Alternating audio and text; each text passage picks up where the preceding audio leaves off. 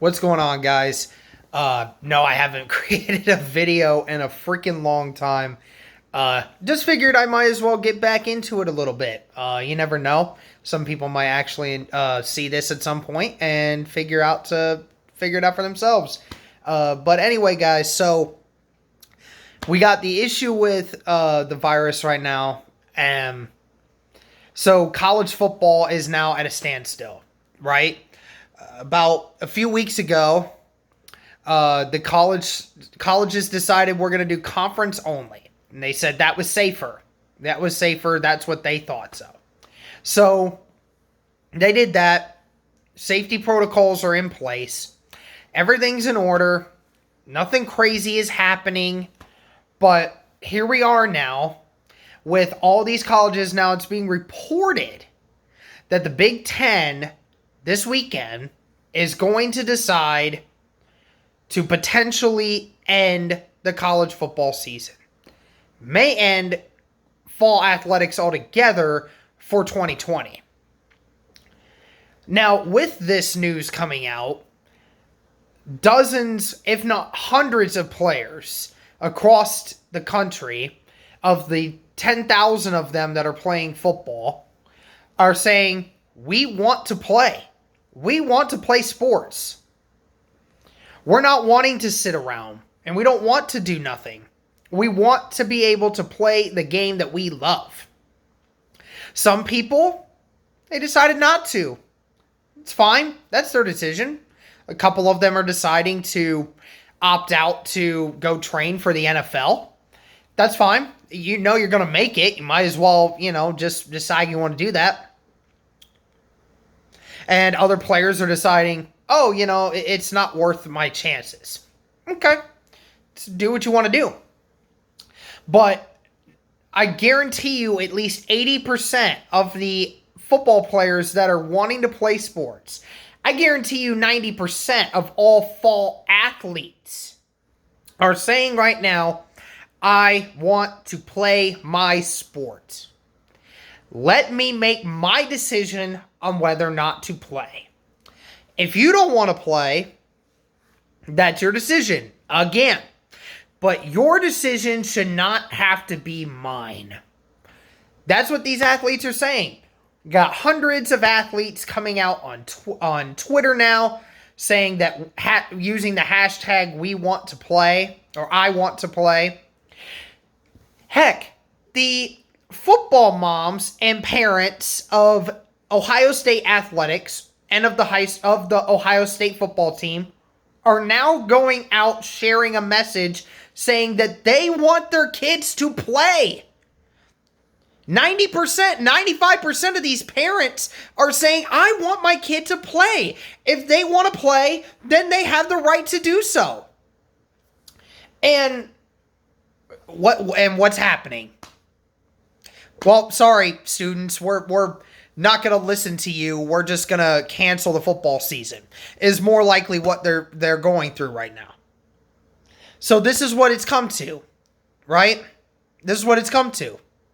Just a bunch of ADs and presidents who are falling into the media fear-based objective here, which is to cancel any and all things sports to ensure that fear of the coronavirus keeps going at a maximum all-time high, and they're willing to take away thousands and upon thousands of kids' chances to have something that they endurely love and something that they enjoy doing. They're willing to take that away from them to feed that motive. Again, I remind you, I'm in that age category. I'm in their age category. I'm 23. I'm right at these kids' ages. I am more likely to be murdered than I am to die of the coronavirus. It does not scare me enough to say I don't want to play sports. I know some people that are my age that have had the coronavirus, a few of them.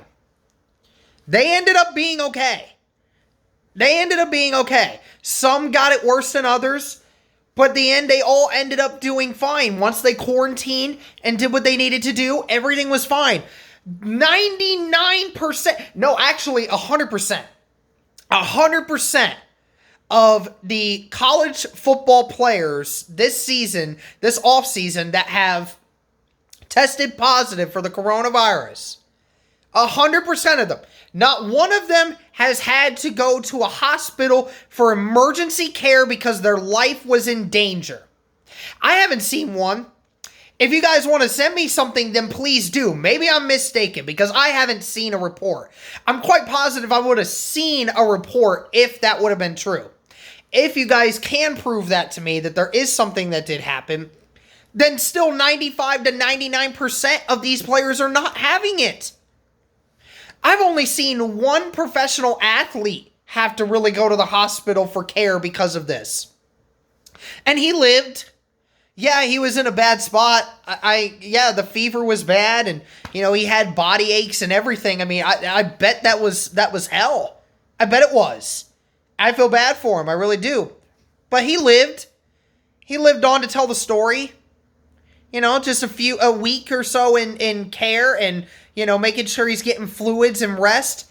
Eventually, he's fine. I haven't seen anybody else have to go to the hospital for this. I'm sick and tired of making these college athletes suffer at the hands of a few people that don't understand the dynamic of what is going on in this country. I had my brother, who was a senior in high school, okay? He had to give up everything this spring. Everything. Everything was shut down.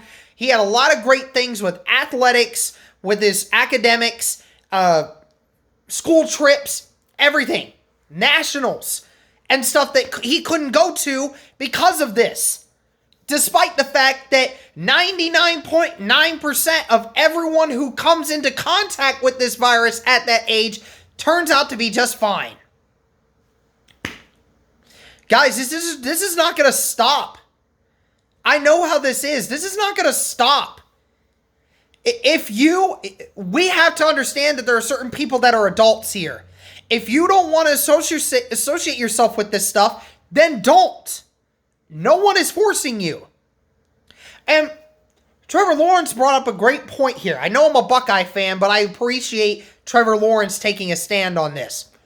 Here's the thing. Here's the thing. So Trevor Lawrence was saying that when you take away the sport of all this, flip this back here. When you take away the sports from these players, what's going to happen? They can't play the sport that they play. Some of them may not be allowed on campus, or some of them have to go back home. So what the thing is you're saying, so we don't want you to contact it from this, but you can go back to your other communities that have less strict guidelines to keep you safe, or you go into your college environment surrounded by thousands of other kids. Protocols are probably not as strict. And you're saying, oh, well, that's fine that you can do that and get COVID, but you won't get it, but we're afraid that you'll get it from the football field? Because I thought the safety protocols were meant to make sure that that doesn't happen. Or if it does happen, they're put in a situation where they can actually make sure that things are taken care of. This is making me mad, guys. It really is. I don't... Here's the thing. I respect any person that wants to go ahead and not play. I get it. I really do. And I want to make sure that every one of these kids gets the safety protocols that they need to. If you as the NCAA want to do a thing where the players have to get tested every day before they go to practice, okay? Do we need to separate them from on college campuses? Do we need to start doing something like what the NFL's doing, or what the NBA is doing, when they're trying to separate people from outside forces? If there's some way we can do that to help ensure that they get less chances of getting it, then I'm cool with that too. Honestly, because you're being on a college, so you do have to follow guidelines if you want to go to that college, just like anything else.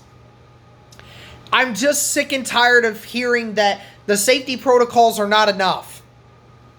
We need football. Colleges need football. The American public needs football. These kids need football. And it's not even just football. This is sports in general. 2020 fall athletics. All of them are at stake here. All of them. And the people that are saying that football and these other sports need to move to spring. Okay, so you move them to spring. You play them for 2 to 3 months. You start in, let's just say, hypothetically speaking, that you could start in late March. Then you have to go through May and part into June. Kind of like what the NBA is thinking about doing. The NBA ends their championships usually in May, late May, early June. You end there. All these sports got to start back up again in 2 months. How many players are going to get injured? How many players are going to get sick? How many players are not going to be able to handle that? You just got done with a season, a long season, a 2.5 month season, and then tell them, oh yeah, in less than that amount of time in which you just played, you need to come back again. And you need to be ready. I could keep going into why that spring stuff is not a good idea. If you're going to do it, just suspend or cancel the whole season. Cancel the whole season for everyone.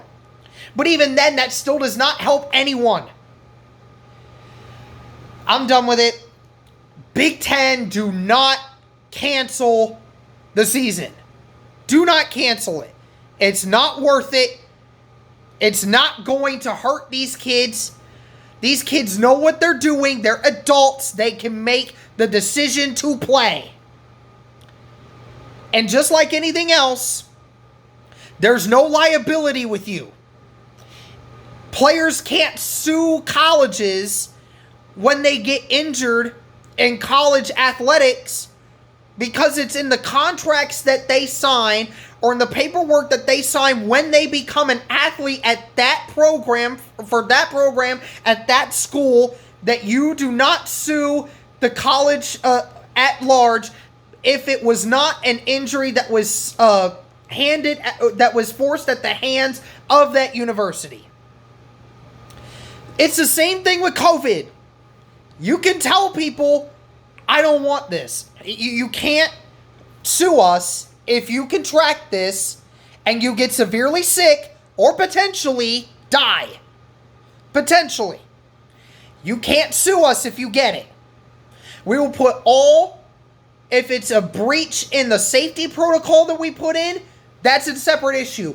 But not when it was at your hands and all of a sudden you get it when other things happen. You can put that in there too. There's nothing illegal about it. People were all up in arms about Ohio State making their players sign contracts that said, if I contract COVID, I'm the one responsible, not the school. So what? That's everyday life. We all sign contracts like that.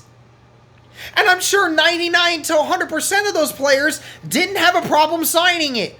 If it meant they got to play football, then that's what they wanted to do. I'm done talking about it. Fall athletics should not be canceled. That's the end of this.